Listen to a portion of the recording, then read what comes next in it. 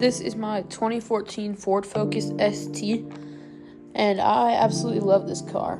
And I only have one thing that was kind of off, and it is this car's on a stage 3 tune, and I have to take the Cobb access port tuner out every single time to tune the car. So today I think I found a fix for that.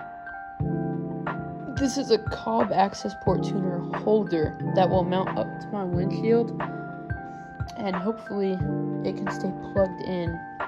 And I'll show you guys how to do this. So this is just a Cobb access port tuner holder. I'll put a picture from Amazon up on the screen when I edit.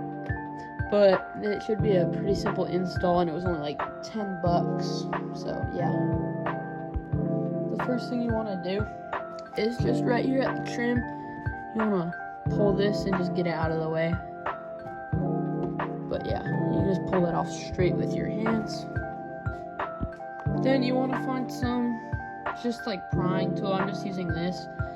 And you're going to go back behind this, and you want to pull this cover off.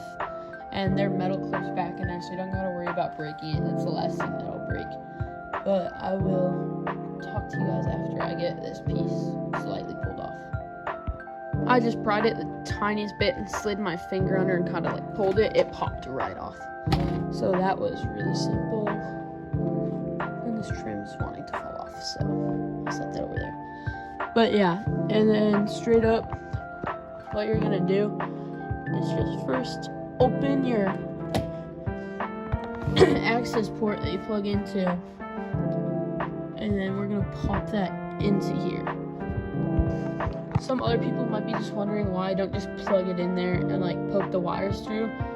And the simple answer is you can't. It will block off, and then you can't close that door, and then it's just a whole mess. So I'd have to retune it every single time and pull it out over to the side. So this is such an easy way. And then I can also monitor all the things on my access port reader. For those people who are curious what I'm talking about, or just interested maybe in getting one, I'm going to show you guys like what it is, what I can do with it, and why I would want to have it mounted up there. So when you get the access port, it comes in this carrying case, and then it has an OBD plug, and then something that plugs into the actual reader. So this is the actual tuner. It's a Cobb access port tuner, and I believe it's the V3 or something like that. And that's just the cord. I'll go ahead and plug in and show you what this thing can do. Okay, so I got this plugged in. Go ahead and, I'm not gonna actually start the car, but just turn it on. This pops on, and then it has gauges, performance, troubleshooting. This is the tune. This is where I actually tune and then just uninstall. But no, I use this to tune the car, and then I can go to gauges, and then I can monitor. I have PSI, actual AFR, and then a knot count per cylinder, and then this is a shift light that lights up when I need to shift at higher RPMs. And what I was saying earlier is, why wouldn't I just keep it plugged in and shut this, and it will not let you, and you can't just wire it through. Okay, so after I get this pulled off and everything, I'm going to go down here, and there is 2 of these pins on the side. I'm gonna push those in. I wonder if I can just do it with my finger. That'd be easier for you guys. I can't do it with my finger, so I'll have to grab a prying tool, and I'll get one popped off really quick.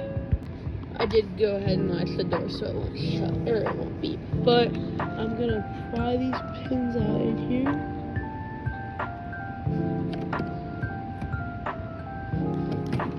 There we go. So I got one pin, and then I have to get this other, and then I can push this back into here, which I'll show you why in a sec. The other one, I didn't really have to clip it, it was just out. But now I can push that back in there, which is what we want. Then I won't record this part because it's pretty self-explanatory, but I'm going to reach up and hold that white part, and then through this side, plug it in down there. So just hold that and plug it in and make sure it snaps on. So as you can see, I kind of just pulled it through and made sure it was snapped on really tight in here. Then I'm gonna go ahead and push all this back down in, and then leave a little bit of wire sticking out. So I pushed it back in, and then I pulled a bit out, and then I wedged it down in there, and that should hold it down in there. The next thing you're gonna want to do is take the case, pretty self-explanatory, and then put this on, and then slide it up in. And then I'm going to go ahead and mount this. Just mount it wherever your heart desires. So I got it mounted up. Right here is about where I want it, just so when I'm driving it's an easy look up to see, and then it's easy for me to reach to tune. And then I got it adjusted. I left a little bit of length just in case. And then I'm gonna go ahead and push this back down in, and then the next step is just gonna be reinstalling that plastic piece right here. This plastic piece. I line this back up in, and then you kind of just push, and once it starts to click, you just hit it and it'll pop straight on. Now I'm gonna go ahead and just reinstall this liner all the way around.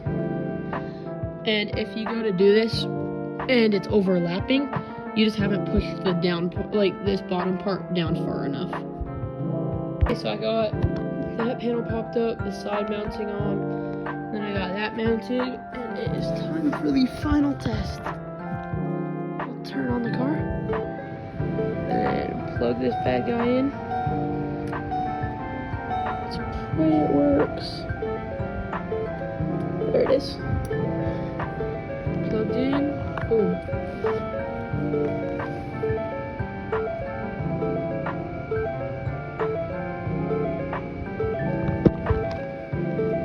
Continue. I can press gauges. I can monitor my boost and everything from up here, my knot count, and then it'll flash when I need a shift. Got everything hooked up. Took 10 minutes max.